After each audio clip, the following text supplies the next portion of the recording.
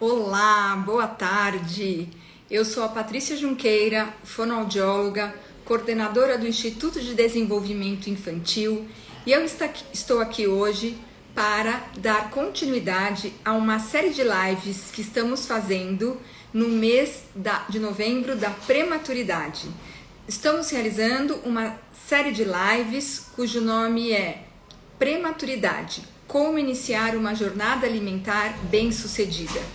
Já tivemos ontem uma live maravilhosa com a doutora Ana e a fonoaudióloga da nossa equipe, Cristina Ramos, onde pudemos conversar sobre aspectos e dicas bem práticas de como podemos ajudar o bebê prematuro a ganhar peso, um dos seus maiores desafios. Hoje eu tenho a alegria, de dividir essa live com a Tatiana Nicoletti. A Tati é fonoaudióloga da equipe do Instituto de Desenvolvimento Infantil e com uma larga experiência, em amamentação, bebês de alto risco, prematuros. E nós vamos dividir hoje esta live com o tema: Como ajudar o bebê prematuro a mamar no peito. Um desafio que muitas vezes é encontrado nessas crianças. Deixa eu ver se a Tati já tá aqui. Eu já vou admiti-la, tá bom? Pronto, vamos entrar. E aí nós já começamos juntas a falar. Olá, Tati! Olá, boa tarde, tudo bem? Boa tarde, tudo bem? Muito obrigada aí por disponibilizar também um horário na agenda para a gente bater esse papo e ajudar as mães e as famílias dos prematuros.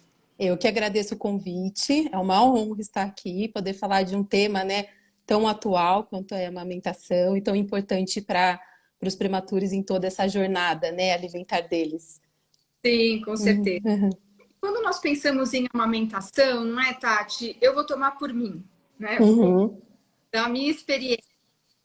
Eu não tive um bebê prematuro, né? O meu primeiro filho nasceu a termo, né? E eu tinha escrito um livro sobre amamentação recentemente, um livro de bastante sucesso, já estava na terceira ou quarta edição, e eu achava que eu tinha que, que tudo aquilo que eu tinha escrito tinha que acontecer na prática, né, Tati? A gente acha que by the book, né? Que a gente tem Uhum. toda a formação, a gente sabe, né? Pagar tudo vai dar certo. Amamentação linda, maravilhosa, que a gente olha muitas revistas, né? Enfim, na mídia. Porém, né? Não fosse, né? Para surpresa minha, na primeira mamada, Felipe, né? Era um bebê muito voraz, muito faminto, né? E fez uma pega, né? Pegou a minha mama e eu imediatamente fui para trás, porque eu senti cólica, que todo mundo sente, né? O útero volta a Uhum. contrair. E fiz isso. No que eu fiz isso, na hora, rachou o bico do meu peito. E eu chorava, né? E eu dizia para o meu médico, que ele é mastologista, meu gineco, eu falava para ele: doutor Agiliberto, por favor, tudo que eu não Uhum. posso é amamentar. Eu não Uhum. posso falhar, falho em tudo. Olha, me arrepia de lembrar. Uhum. Porque doía, Uhum. estava sangrando, eu tive que, né, usar alguns recursos aí nesse Uhum. período. Então eu posso imaginar, né, que você também é mãe, né, Tati? Você também amamentou Sim. com isso, trabalha com isso, né? Sim, e eu vou te falar, Paty, não, acho que não nessa jornada de mãe, como grávida, eu acho que a grande expectativa, a primeira grande expectativa é a amamentação, né? A gente já tem na cabeça, eu vou amamentar até os 2 anos, vou fazer a introdução com 6 meses, e a gente já vem com isso muito engramado, né? Quando eu tive a minha filha, eu tenho uma filha de 4 anos, né? Vai fazer 5 agora em janeiro. Eu trabalhava dentro do Einstein, dentro da unidade da UTI neonatal e da pediatria. Eu trabalhava com amamentação e para mim também não foi um processo fácil. Então, logo as primeiras experiências que eu tive, a minha filha, ela era uma bebê sonolenta, foi uma bebê que fez hipoglicemia nas primeiras horas, a gente precisou de complemento para ajudar que ela tivesse uma alta com segurança, né? Então, foram aí os primeiros 35 dias de muito ajuste, de muita estratégias para aumentar a produção do leite, porque o meu fluxo também não era grande, né? Até que eu consegui ajustar e a gente começou a ter uma outra outra história juntas, mas fiz uso de protetor de silicone no início, né? Então, tudo que eu tinha imaginado, idealizado, não foi nada do que aconteceu. E, de Sim, fato, uma coisa que também fez muita diferença fora a orientação, né? Mas quando é conosco, a orientação fica totalmente bagunçada na cabeça, ainda mesmo no pós-parto, com hormônios, é a rede de apoio também, né? A rede de apoio do meu marido, da minha mãe que estava comigo, ele que acordava de madrugada para lavar uma madeira, para deixar o extrator ali pronto, né? Porque eu precisava aumentar a produção, do pediatra que me dava um encorajamento para realmente reduzindo o complemento, né? Então acho que todo esse ajuste inicial é sempre conturbado, né? Essa sim. experiência de amamentação. Ou seja, em outras palavras, toda mãe tem uma expectativa grande com relação à amamentação, né? A gente compra a Uhum, poltrona, compra o suporte, né? Já deixa a poltrona lá, esse é o trono. Eu lembro de uma ação uhum, forte, toda preparada, banquinho de apoio para os pés, com água do lado, tudo uhum, aquele que era meu sonho, uhum, amamentar. Fui mãe muito jovem, né? Então também queria uhum, para mãe bebê prematuro. uhum, É pega de surpresa, não está nem prevendo do bebê, uhum. pode decorrer, e esse bebê vem cercado de muita angústia, de uma alegria, mas ao mesmo tempo de muita preocupação, angústia, e isso, consequentemente, pode também impactar na amamentação, porque muitos bebês prematuros, não é, já que não podem ir imediatamente para o peito, né? Às vezes Uhum. nem ir. Então, acredito que a expectativa aumenta, né? E muitas vezes isso pode impactar na amamentação também, né? Uhum. Eu queria que a gente É. começasse, você começasse compartilhando com a gente quais são as estratégias, né, que nós podemos ajudar, né, para Uhum. facilitar que esse bebê prematuro possa mamar, ter um aleitamento materno. A gente sabe que é uma via de mão dupla, né, que tem a mãe, tem o Aham. bebê. Sim. Tentar se pontuar como É. a gente Quando, pode ajudar essas mães. quando o bebê prematuro nasce, né, e nasce a mãe cheia de angústias, né, de saber que a sua alta vai ser sem o filho vai ficar internado, né, tudo isso é muito estressante, né.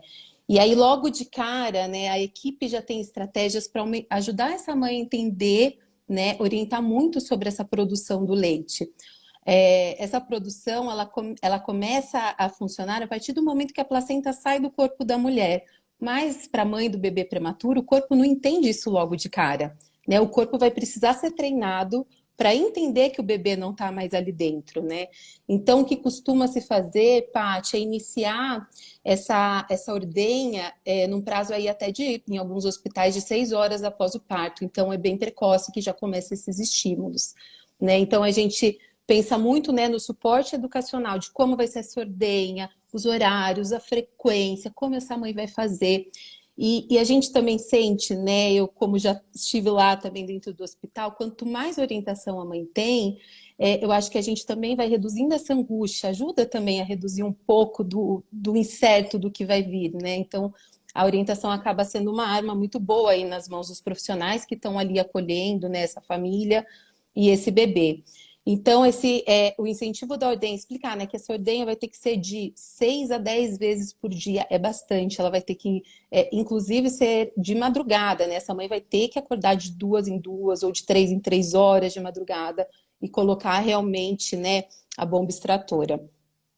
Uma outra prática que até a doutora Paula, né, conversou ontem, a colostroterapia, né, é uma terapia que está sendo implementada em alguns hospitais já, né, então é o colostro que vem antes da pojadura, né, nos primeiros 2 a 3 dias, que começa a já ser usado aí para ajudar o bebê em todo o seu sistema imune.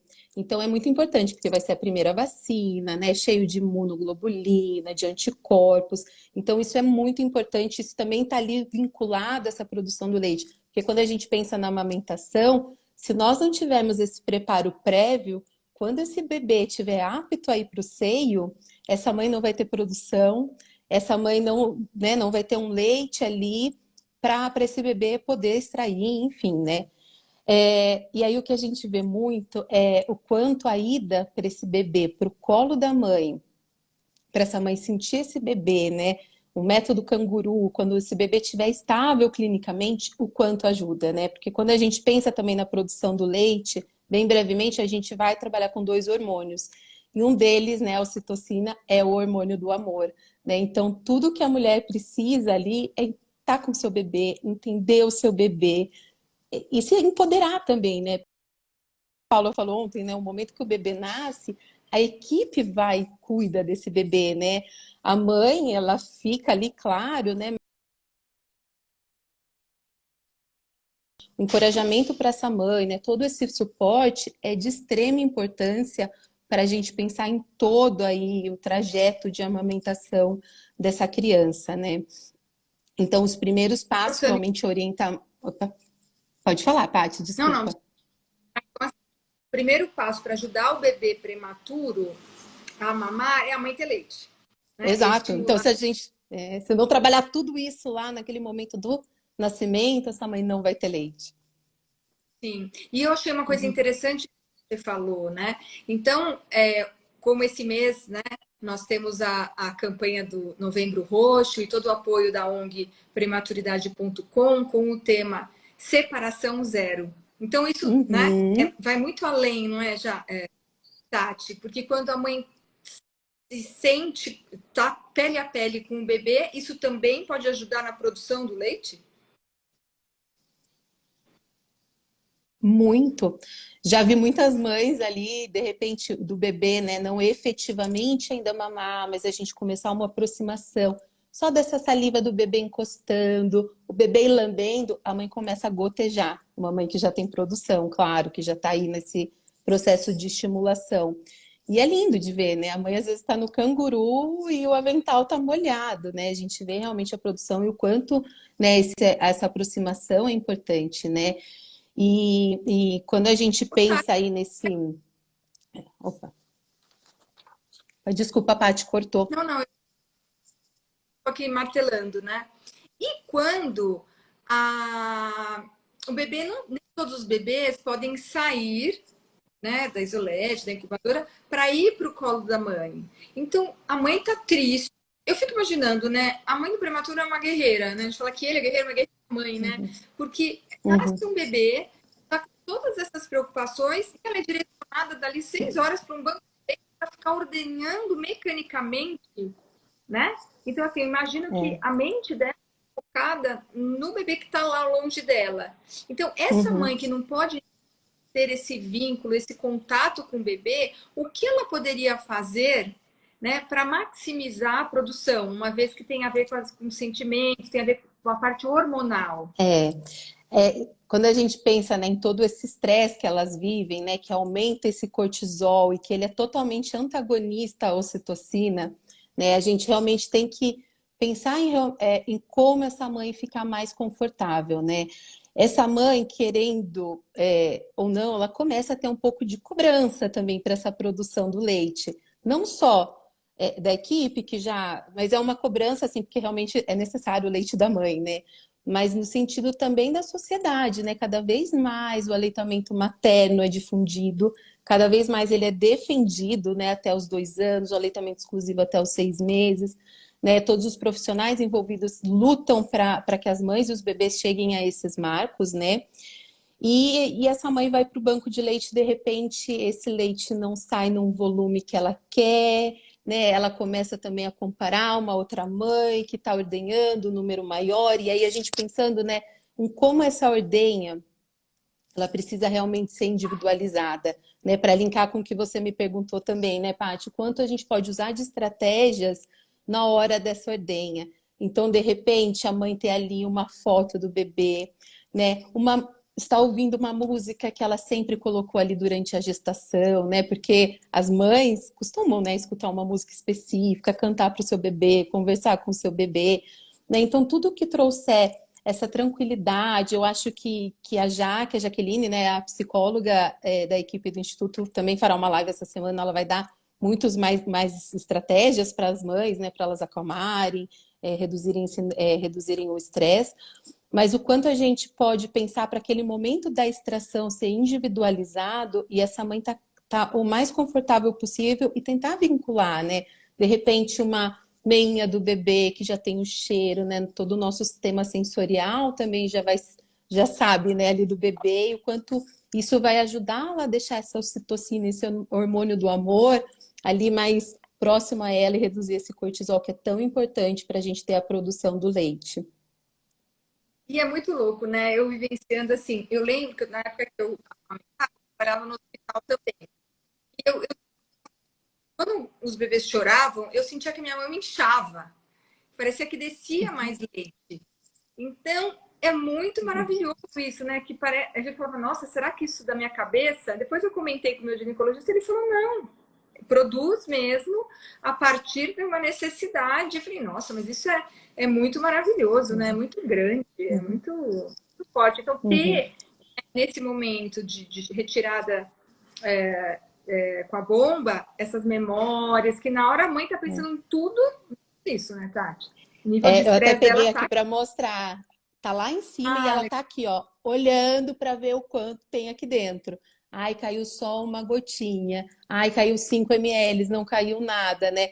Então, de repente, a gente pode até pensar em cobrir, sabe, realmente o potinho que vai ser retirado o leite, para essa mãe não ficar olhando também, né? Porque isso acaba sendo uma pressão, acaba sendo um estresse, acaba sendo uma angústia. nossa, muito. Falo por experiência, quando eu ordenhava para aumentar minha produção, eu ficava ali, ó, gota a Não, gota, olhando quanto ia sair, né? E esse período de estímulo do peito, no começo principalmente, não vai ser focado o volume, né? Vai ser focado realmente o corpo da mulher, os hormônios começarem a entender que ele vai produzir leite, né? E que esse leite vai aumentando gradativamente, né? E vai acabando ficando diferente no decorrer aí dos estímulos, né? Quando o bebê começar a ir para o peito, quando o bebê começar a dar aquela cheiradinha, como ele começar a pegar efetivamente, tudo isso muda a produção do leite, né? E essas mães são sempre tranquilizadas, né? A gente tem cada vez mais UTIs humanizadas, e se ela tirar 5 ml no dia, aqueles 5 ml é ouro para o bebê dela, né? São 5 ml cheio de anticorpos, né? De imunoglobulina, de tudo que o corpo dela pode passar para o bebê, né? Então, acho que essa questão do volume também para as mães é muito importante, né? Porque elas ficam muito ligadas ao volume da extração e a gente está pensando ainda em aumentar a produção, né? Então, acho que é realmente a importante, gente pensar em algumas estratégias. é importante você dizer isso, é que no início a extração, né, o estímulo, a produção do leite da mãe do prematuro, é muito mais para criar este ciclo. Explica um pouquinho. Exatamente, exatamente. O corpo da mulher ele vai ter que ter aquele estímulo regradinho, como se fosse um bebê mamando, né? A gente precisa ajustar o corpo da mulher a fazer até a produção do leite. Senão o corpo começa a entender, não está precisando de leite, eu não preciso produzir, né? É claro que o estímulo do bebê vai ser um, o estímulo da máquina vai ser outro, né? Nós pensando até nas bombas, nós temos as manuais, temos as elétricas, né? As elétricas têm mais efetividade aí de pressão. Então, cada estímulo realmente vai ser diferente. Mas pensar que o corpo dela precisa receber este estímulo várias vezes ao dia, né? E o que se preconiza aí de 6 a 10 vezes, que vai dar a média de 3 horas, né? De 3 em 3 horas. Então, o mais importante é ter realmente essa rotina, né? E pensando até na produção do leite, né? Em alguns casos, pode ser necessário, né? Alguns galactogogos, que seriam aqueles incentivadores realmente da produção, mas que é uma orientação médica. Pode ser tanto medicamentoso quanto os galactogogos mais naturais, né?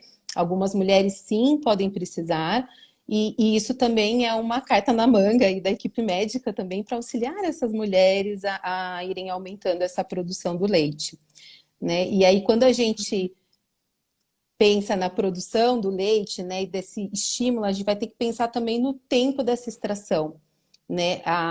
O ciclo da injeção do leite, ele acontece gotejamento, jato, gotejamento, jato, e é assim durante toda a mamada. A gente vê no bebezinho. Então, o bebê começa lá muito afoito, mama muito forte, porque ainda não tem fluxo. A hora que jato de fluxo, o bebê começa a sugar mais devagar. Aí começa a parar, volta a ficar mais ativo. Então, esses são os ciclos que a gente vê. Então, quando a gente pensa, né, no tempo aí do estímulo da bomba, nós vamos ter que pensar, se for uma bomba dos dois lados, né, bilateral, de 10 a 15 minutos simultâneos. Senão, a gente vai ter que pensar 10 a 15 minutos uma mama, 10 a 15 minutos na outra mama, E né? Por Cris, quê? o que que faz ser só numa e ser nas duas? Tem alguma regra? É o tipo de bomba, né? E quando a gente estimula um, automaticamente o outro lado acaba sendo estimulado também, né? Mas aí eu acho que para as mães, né? É, o importante é realmente ter os estímulos nos dois seios. Isso é realmente muito importante. E aí a gente pensa nesses minutos porque nós conseguimos pegar 2 ciclos, pelo menos, de jato, que o ciclo vai ser de a cada 3 ou 7 minutos. Então vai ter gotejamento jato, pelo menos aí em 2 ciclos para a gente tentar ao máximo pegar essa produção do leite da mãe, né? E aí a gente escuta muito, né? Também tem a ver isso que você perguntou dos lados da ordenha, né? Que o seio, ele não armazena, né? Ele é fábrica, ele vai produzindo. Mas a gente, entendendo isso também, a gente tem que pensar que se um bebê, né, ou a bomba, ela foi num peito e foi um pouquinho no outro, o que produziu no outro e que não foi extraído, aquela produção imediata, ela fica também armazenada lá. Então, isso também é um outro cuidado, Paty. Então, a gente vai fazer o estímulo nos dois peitos, mas se eu fiz direito, esquerdo, na outra mamada eu vou fazer esquerdo, direito. Na outra, direito, esquerdo. Então, a gente tem que ir realmente alternando. Interfere na Opa. qualidade da mamada futura, no ganho de peso do bebê? Paty, desculpa, cortou o comecinho, eu não consegui escutar. Não sei se é o meu ou o seu, mas tá falhando, né? Tá dando um Uhum, delayzinho. Não sei. uhum. Deixa eu te falar uma coisa. Interfere, né, o fato dele mamar num, na outra, na direita e esquerda, e quando voltar à esquerda, direita, isso pode interferir na qualidade da mamada e até no ganho de peso do bebê? Antigamente a gente falava assim, muito mais do leite anterior, leite posterior, né? Hoje entende-se que o bebê ele precisa ir para o peito as duas mamadas e que esses leites vão estar ali todos juntos, né, simultaneamente. Então é importante mesmo a gente tirar esse restinho que ficou, até para o corpo da mulher entender que esse leite é necessário. Senão o corpo dela pode entender aquilo que eu produzi não foi extraído, eu vou parar de produzir. Então, isso também tem a ver com o funcionamento da produção do leite. Né? Quando a gente não tira realmente, o corpo pode começar a entender que aquele leite não é necessário e a gente ter até uma baixa, uma queda aí na produção e não alavancar a produção que é todo o intuito inicial aí com essas mães. Sim, perfeito. E aí eu fico pensando, né? Você fez isso, você está com uma boa produção, desceu o leite, né? Tal, e aí te liberam para amamentar, né? O bebezinho já está pronto, aí você pega aquele ser frágil, né? Pequeno. Como ajudar a mãe a amamentar nesse momento? Claro que não dá para generalizar, né? Cada um bebê e cada mãe é uma mãe, mas o que nesse momento é possível ser realizado? Que tipo de ajustes podem ser realizados para que a mãe consiga efetivamente amamentar? O que ela precisa, né? Quem está nos ouvindo Nessas primeiras mamadas, Paty, pensando nessas é primeiras. mais Uma, desafiadoras. co uma coisa que nós costumamos fazer é tirar a pressão da mãe quanto ao volume, né? Algumas UTIs neonatais têm o hábito, até a doutora Paula comentou isso ontem, de pesar o bebê antes da mamada e após a mamada. E aí a gente acaba fazendo uma equivalência. Ah, se o bebê. E pesa do jeito que ele tá, com roupa, não é o peso diário, né? É o peso do momento. Vai com roupa, vai com a fralda, se ele faz xixi no meio, vai com a fralda suja para não ter variação. Então, se ele ganhou 10 gramas após a mamada, a gente subentende que ele mamou 10 ml. né? E isso é muito utilizado, assim, a gente vê na prática que acaba dando muita tranquilidade para a equipe também de acompanhando esse aleitamento, porque como a doutora Paula também disse ontem, né, com os bebês prematuros, a gente não pode deixar livre, né, esse volume de leite, porque vai precisar daquele ganho diário, enfim. Então, com essas mães, a gente costuma não pesar, para a gente já ir tirando, né, essa pressão também, né? O primeiro contato desse bebê com a mãe não vai ser tanto uma mamada efetiva, mas o bem que ele vai fazer para essa mãe, de estar ali com ela, de regular todos esses hormônios com ela, de dar condição para essa mãe se autorregular também, né? Ali como uma mãe no momento de estresse, né? Essas mães quando fala hoje o seu bebê vai para o peito. A primeira coisa que a gente fala, a gente não sabe se ele vai mamar, se não vai, a gente vai colocar. Vai ser o primeiro estímulo. Muitas mães se emocionam. Aliás, eu acho que raramente tem uma mãe que não se emociona, né? Quando esse grande dia chega.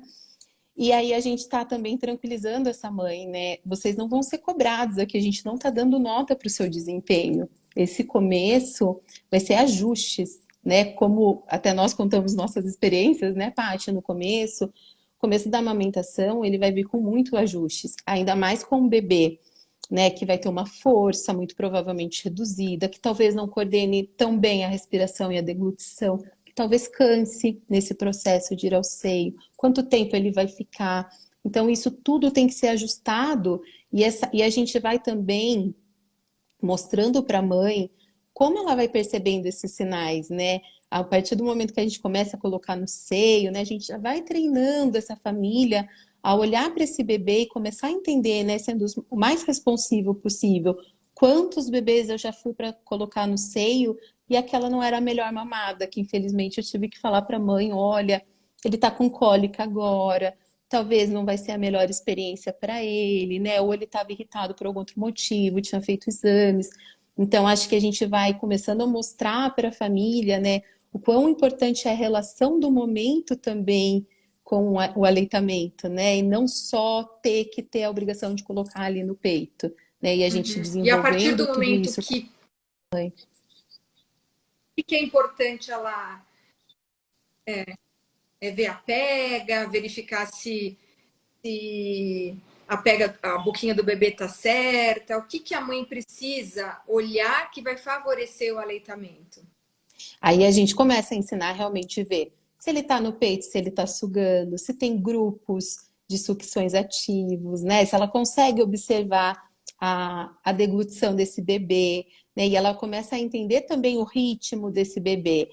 Muitas mães relatam também que conseguem sentir a ejeção do leite depois que elas estão já conhecendo muito o corpo delas, elas sabem. Ejetou, esvaziou, essa ele não mamou bem. Muitas vezes, tipo, a mãe falava com leite, com produção, essa mamada não foi boa. E a gente pesava numa outra etapa que a gente já estava controlando, né, esse ganho de peso, e realmente o bebê não tinha ido bem, né? E aí acho que isso é muito importante, ensinar a mãe a conhecer o corpo dela, começar a perceber, porque quando eles forem para casa, Paty, não vai ter balança, não vai ter sensor, né? A gente não vai ter a equipe muitas vezes, né? Muitas mães continuam acompanhamento por N motivos.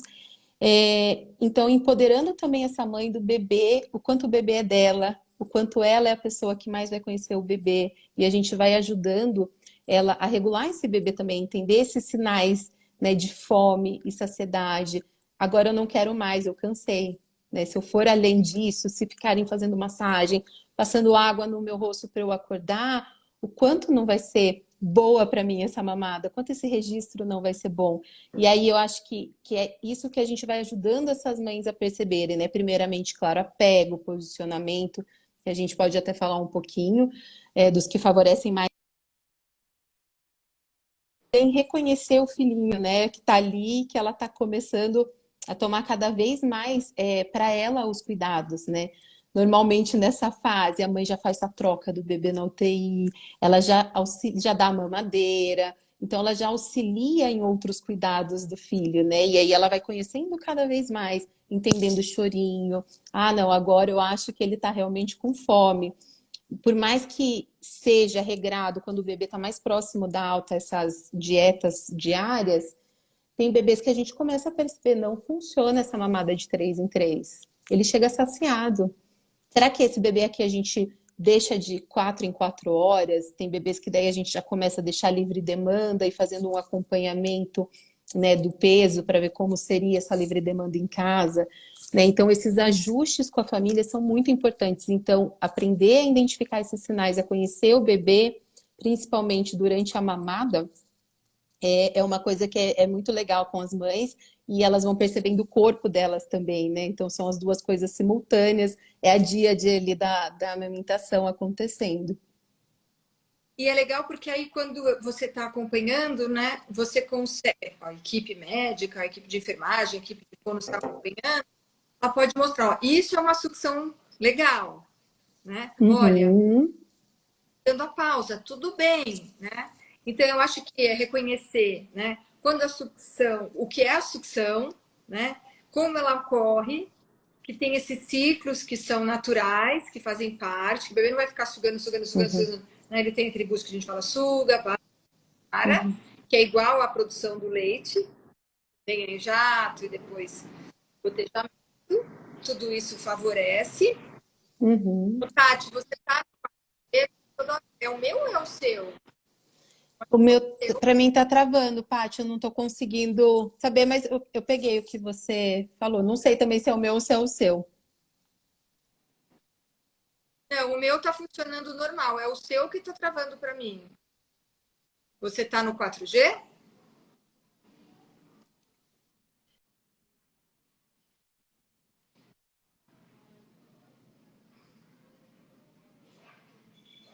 Tati?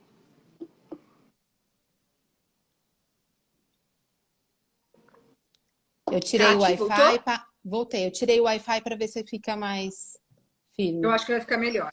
Então, Uhum. voltando, Obrigada. a mãe sabe identificar o que é uma sucção, o que é uma pausa, ela, quando ele tá, que a gente fala, né, tá chupetando, quando tá Sim. só no bico. Entender que o final da mamada já é outro ritmo de sucção que muitas mães ficam, mas agora eu não tá mais mamando nada. Será que ele já não está satisfeito? Tem bebês que fazem mamadas mais rápidas, dependendo do fluxo da mãe também. Tem bebês que fazem mamadas mais longas, né? A gente ajudando a mãe a entender o que funciona mais para ela e para o bebê dela, porque não tem fórmula. Eu vejo que você, quando ele tá engolindo, olha, quando Uhum, esse sobe, né, esse é tão frágil, uhum. pequenininho, né, Quando quando tem mais fluxo, dá para escutar até o clunk mesmo bem alto, né? Tem bebês que precisam, que tem mães que têm mais produção de leite, que precisa que a mãe esvazie um pouco o leite para não vir com tanto fluxo, que senão ele engasga. Então, pode. tudo isso a gente vai também ajustando para essa mãe. Tem muitos casos, nossa, começo da mamada, aquela ejatada, né, que vem mais voraz e que o bebê tá com muita fome também, né? Ele engasga. Então, de repente, a gente esvazia um pouco a mama. Então, a gente tem que ir pensando ali no que a gente pode ajustar, né? Dependendo do que o bebê realmente vai nos mostrando. Mas a mãe aprender sinais de cansaço, né? Ah, esse bebê, ele tá com a respiração mais ofegante, com o narizinho abrindo mais aqui, o batimento de asa nasal, com essa fúrcula retraindo, né? Esse bebê tá cansado, será que eu faço uma pausa? Tem bebês que a gente precisa fazer pausas durante a mamada, que eles são mais vorazes do que eles Casa do nariz significa o quê? cansaço. Boa dica. Então tem bebês que são muito vorazes, Paty, mas eles não têm a respiração ali tão maturada. Então a gente precisa ajudar. Esse bebê a gente vai dar 10 sugados, vai ter que tirar para fazer uma pausa, né? Então a mãe tem que perceber muito esse sinal também. E cada vez mais a mãe tem autonomia dentro também das unidades, né, para amamentar o bebê. Então no começo tem mais assessoria, fica com a fono, daí libera com a enfermagem, daqui a pouco a enfermagem coloca, mas está só ali de olho, auxiliando outra mãe, né? Então esse encorajamento, né, deixar essa mãe mais pronta para ir para casa é um processo muito importante também, né? Deixá-la ali a par do filho dela, ela conhecendo, porque em casa é ela e ele, né? Então ela entender todos esses sinais, essa mamada não tá tão boa, né? E aí tudo isso vai vir também com os outros sinais que o bebê vai demonstrando quando chega em casa, né? Muitas mães têm Medo, ai, será que ele está mamando o suficiente, né? Esses bebês prematuros têm consultas muito mais constantes com pediatras, né? Quando tem alta, mas aí as mães começam a ser orientadas. Então a gente vai ver quanto tá de fazendo de xixi, tem que ter xixi em toda troca, toda mamada, quantos cocôs está fazendo por dia, né? Esse bebê tá alerta durante as mamadas, ele de repente pede esse alerta e fica muito sonolento, isso pode ser um sinal de cansaço, pode ser um sinal de fadiga. Então, tudo isso a gente precisa ir realmente olhando e treinando os pais a terem esse olhar para essa alta, essa transição para casa também serem mais tranquilas. E é importante que os pais saibam e sejam orientados que existe a sucção, mas a sucção ela tem que ser coordenada com a respiração e a deglutição. Eu hoje atendi Uhum, um pai que fez uma consultoria comigo e ele estava dizendo, né, ele usa, é dependente de oxigênio, está com uma sonda nasal. Então eu falei, olha, a primeira coisa é a respiração. uhum, Então, entre respirar e mamar, ele vai optar por respirar. uhum, E alguns bebês, pela própria prematuridade, não é já por uhum, você está dizendo, posicionamento, fazer quando uhum. mas quando é pela fono, é drenar a mama, não deixar a mama tão cheia, fazer as pausas por ele, isso eu acho muito importante. Uhum. Sim, aí a gente vai contando, esse bebê ele aguenta esse ciclo de 5 sugadas, né? E normalmente esses bebês eles precisam de auxílio de pausa na mamadeira, né? Que são bebês que já têm normalmente complemento via oral também. Então isso é super importante, né? E toda a equipe também é orientada, porque esse bebê ele tem que ter uma mamada também tranquila, segura. Esse bebê mama cansado toda vez que ele mama, ele engasga, ou ele engasga e ele acaba vomitando, né? Isso também, se a gente pensar nos registros que ele vai começar a ter com a amamentação, não são registros positivos. Sim, mama sente dor, mama fica cansado, consequentemente, mamar não tem graça, eu vou parar. Então, aí que Exatamente. eu acho que é um ponto importante, principalmente nesse, não sei no início, mas eu acho que durante todo o processo de amamentação, o que ajuda muito é a qualidade da mamada, Uhum, quantidade, né? Se você uhum, colocar o seu bebê prematuro, me corrija se eu estiver errado, tá? Você tem muito mais experiência que eu nessa parte. Se eu colocar o bebê prematuro e ele ficar comigo durante 3 minutos no meu peito, é muito mais vantajoso do que ele ficar meia hora sofrendo, né? E pega e solta, e engasga e volta. Eu entendo assim, porque tem uhum, que necessitar de um complemento e tá tudo bem, como a doutora falou. Isso pode ser temporário, como foi para você, né, Tati? uhum. Sim, Temporário. aham, claro. Mas se você É, ficar muito focada na quantidade, você pode comprometer todo o prazer. é. Se não vira aquela amamentação a todo custo. Sim, A amamentação a todo custo, né? Tem, já recebi. Semana passada eu fiz a entrevista com uma mãe, que é uma bebezinha que mamou 15 dias, né? E ela falou para mim, eu via que ela cansava muito para mamar, uma bebê cardíaca, eles tentaram um aleitamento por 15 dias, e ela falava, eu passava o dia dando mama para ela e eu via que ela ficava muito cansada. Ela era uma mãe extraordinária, assim, com uma percepção muito grande, assim, da bebê dela. E ela falava, eu via que era muito sofrido, né? E eu acho que é isso realmente que a gente tem que pensar nessa qualidade, né? Quando começa os treinos, muitas vezes esses bebês estão com sonda, então a gente sempre tranquiliza, né? É um treino, é um ajuste. E é. aí o que acontece também, Paty? E ontem ele mamou lá, ganhou 20 gramas, né? Mamou 20 ml, e hoje ele só mamou 5. Entender que também nós vamos ter variações, né? O bebê ele não é o mesmo toda hora. A mama da mãe não é a mesma toda hora. O leite da mãe ele sofre variações durante todo o dia, né? Ele não é o mesmo do começo Isso da é legal, primeira mamada ao final, né? isso que é Então a gente a tranquilizar muito, né? E quando esses bebês vão ficando mais próximos da livre demanda, vão ter mamadas que eles vão mamar -10, No mesmo dia passa 15 na outra mamada, né? E aí eles já começam ali a se compensar, né?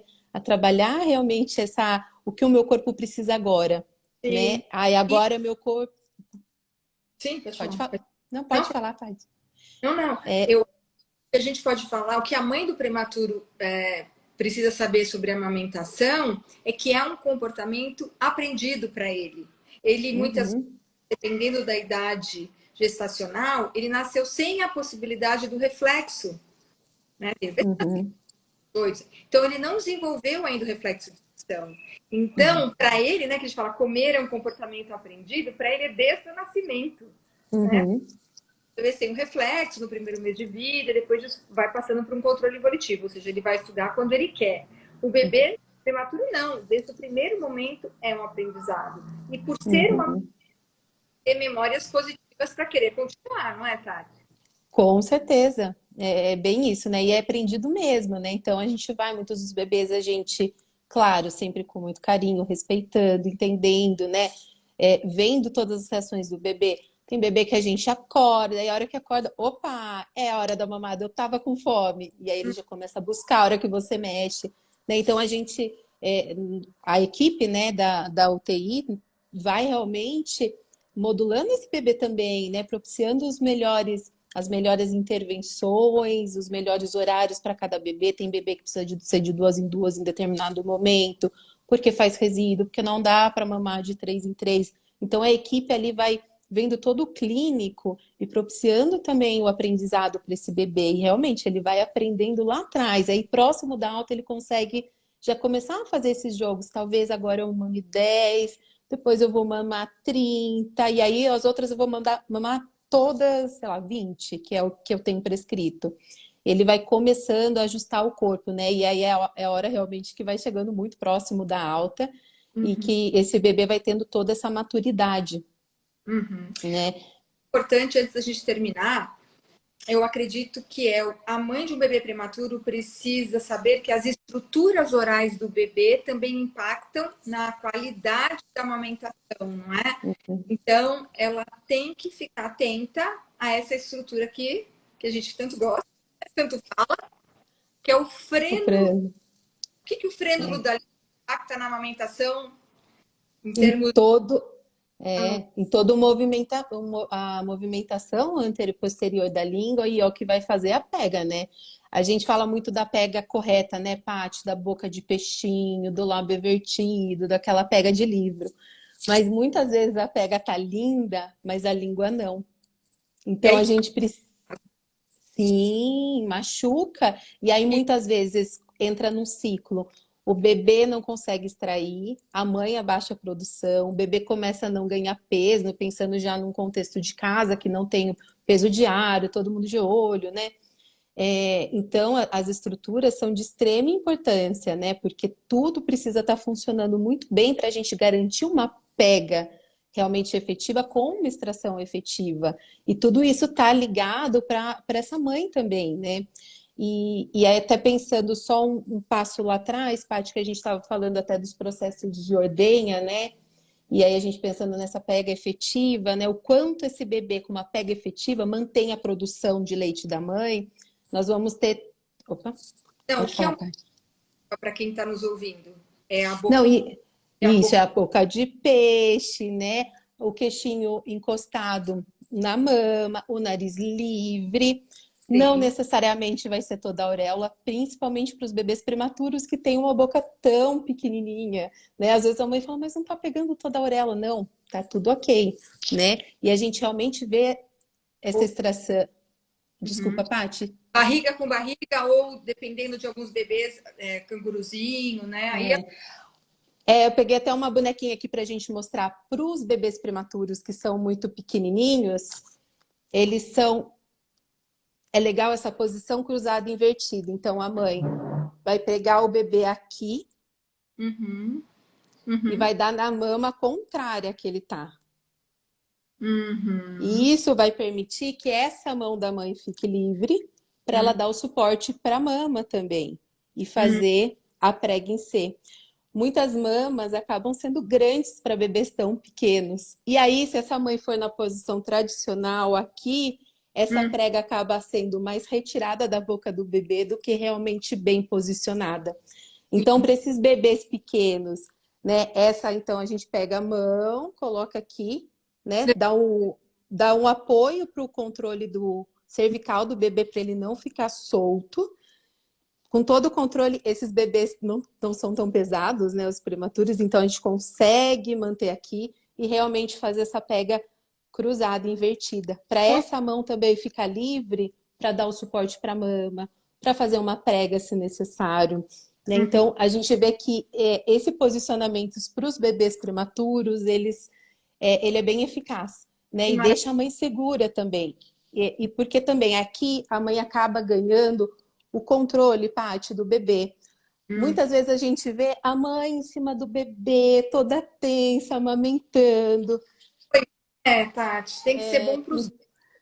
Tem que ser bom para os dois. Aqui a gente consegue também. A mãe aproxima o bebê dela, a mãe posiciona. Se ele precisa respirar, Paty, ela consegue puxar com mais facilidade do que nessa aqui que sai para baixo, né? Então aqui para esses bebês pequenos acaba dando mais segurança para a mãe também. A primeira vez eu sempre, opa, onde que vai minha mão? Mas depois que elas entendem esse posicionamento, que treina, realmente é um treino.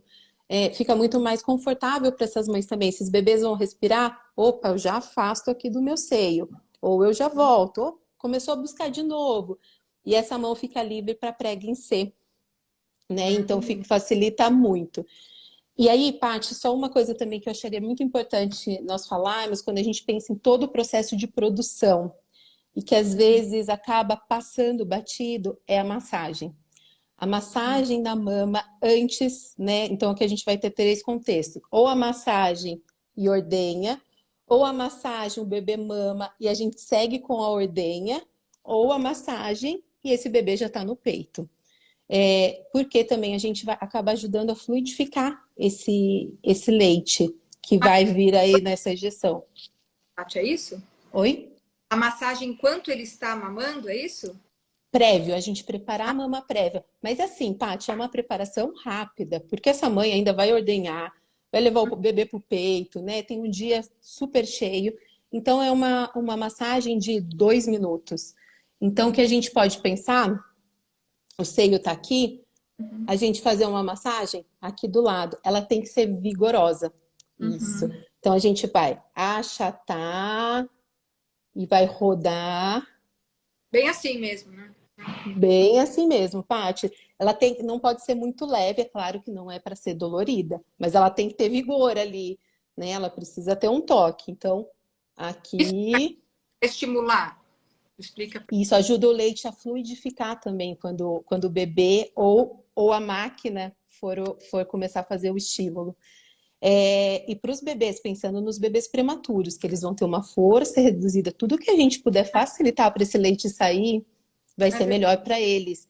Então, essa massagem ela é muito importante nesses três processos que a gente comentou, né? Ou se for massagem ordenha, massagem, o bebê for para o peito, mais a ordenha, ou a massagem e o bebê já ir direto para o peito. Então, a mãe começar aqui, lateral. Não esquecer que a gente tem glândulas também próxima aqui da axila, de descer, soltar essas glândulas também. Pode vir reto, né? Sempre toque, né? Profundo mesmo. Uhum. Pegar a mama embaixo e aí fazer um shake mesmo, né? A mama tá aqui, dá uma chacoalhada nessa mama. E aí a Uhum. gente, por fim, pensa na auréola, que a gente pode vir com esses movimentos circulares, né? Circundando toda a auréola. E dificulta. Às vezes o bico fica duro, não é? Dificulta muita pega, Uhum. muita pega. Tem muitas mães que chegam para amamentar, que já estão no processo de uma produção grande, esse bico assim, ó, você vê brilhar de tanto que a pele está ali esticada. A batata, a gente tem que colocar às vezes um lençolzinho, vamos massagear, às vezes ordenhar um pouquinho para dar, né, dependendo se essa produção está muito grande, a massagem só em si não consegue deixar essa auréola mais molinha para o bebê realmente conseguir fazer a pega. E aí é necessário realmente dar uma extraidinha e aí conseguir posicionar o bebê. Muitos bebês não conseguem pegar com a auréola tão enrijecida. É importantíssimo que os É. pais saibam. Outra Uhum. coisa, já está quase acabando, tá? Já estou aqui me Ah. contando segundos.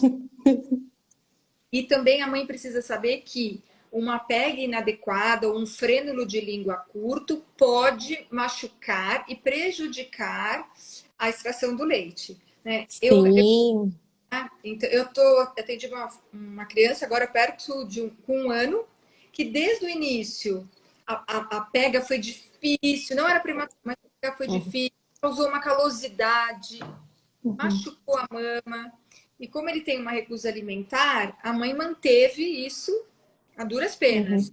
E agora, como falhou na introdução alimentar, eu fui verificar que um frênulo posterior super curto. Então, se essa mãe tivesse identificado, se um profissional de saúde que estivesse trabalhando com ela olhasse para esse bebê e olhasse esse frênulo, ele ia ver que essa amamentação estava difícil também por isso. Né? Então, não podemos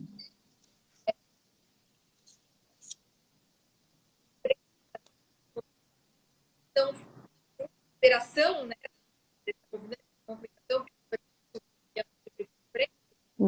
Vai impactar diretamente na amamentação. E a mãe não pode ser. Sim.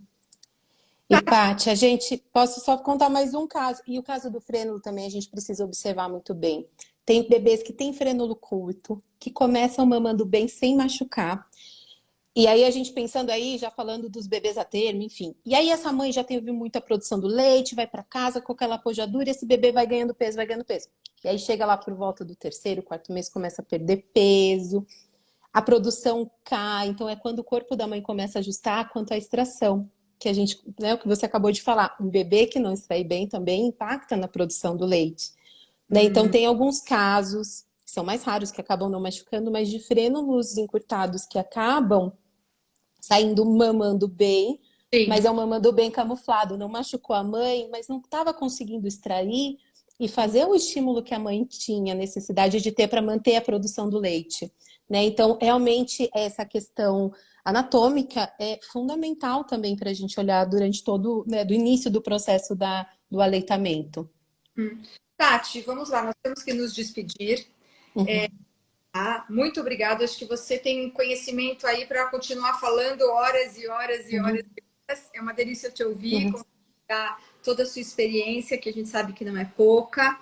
E eu queria, assim, a gente finalizar com 5 orientações, né? Nossa live de hoje é como ajudar o bebê prematuro a mamar no peito, né? Então, pelo que eu entendi, me corrija se eu estiver errado. Número 1, a mãe precisa ordenhar 6 horas após o nascimento do bebê, de 6 a 8 horas depois que o bebê nasce, de 3 em 3 horas, é isso? Na verdade, isso vai variar um pouco da ordenha de cada, esse início, né, de cada hospital, mas o que eu acho que é mais importante, começar a ordenha o quanto antes, porque essa mãe, de repente, pode não ter uma estabilidade clínica também, né? Então, quanto antes e ter frequência, a frequência da ordenha. Então, tem que ser de 6 a 10 vezes por dia. E não tem receita de bolo, às vezes a mãe ainda está, né, passando por um processo de dia e tal. Então, primeiro, orientar a ordenha assim que possível e com constância. Se preocupar Isso. com a qualidade do que com o volume inicialmente. Porque inicialmente o que a gente precisa buscar são esses ciclos que a Tati explicou, né? Que a mãe entra nesse ciclo de gotejamento e jato, gotejamento e jato. Isso depende do tempo da mãe. Isso. E de quanto ela vai estimular para realmente ajudar a aumentar a produção, né? Então, né, a frequência. Frequência. Depois, manter esse bebê próximo, ou se ela não puder, algo que remeta esse bebê para liberar ocitocina, hormônios e ajudar na produção do leite também. Que mãe estressada, cortisol aumenta, a ocitocina baixa, e aí contra. E aí, na parte do bebê, verificar, começar a identificar se a pega está boa, né? Se faz boquinha de peixe, se bate asado no nariz que já está cansado, aprender a identificar os sinais né, de cansaço, os sinais de saciedade, entender que nesse momento é mais importante a qualidade da mamada do que a quantidade do que o bebê está extraindo, Uhum. não deixar de considerar as estruturas orais como o frênulo da língua e preparar esta mama para a amamentação. Não é simplesmente pegar o bebê e colocar, verificar, né, se a mama está muito enrijecida, né? É. Uhum. Isso. E massagem sempre, Paty. Massagem antes da extração, massagem antes de levar o bebê pro peito e amassar. Então, para o prematuro. Isso, a massagem sempre. A massagem ela é fundamental para ajudar nessa produção também. Uhum, uhum. E eu acho que a gente poderia complementar realmente da mãe também começar a observar o corpo dela, né? Porque ela vai se conhecendo, ela vai entendendo que aí conforme ela observa o bebê, conhece o bebê, entende o bebê e conhece o corpo dela, ela vai começando a ter mais confiança nessa amamentação, né? Para quando eles forem para casa. E a gente empoderar essas mães. Mãe, Muito. conhecer o seu corpo, quem sabe disso é você. Caso você tenha alguma dúvida, se sinta insegura por algum motivo, busque ajuda especializada. Né? Retorne à maternidade, fale com o seu pediatra, seu neonatologista, não se sinta só. A rede de apoio, e aí os maridos, né, também fundamentais.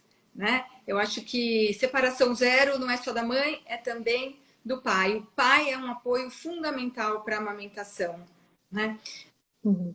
Tati, em um minuto, o que você gostaria de deixar para essas mães, de orientação, de mensagem?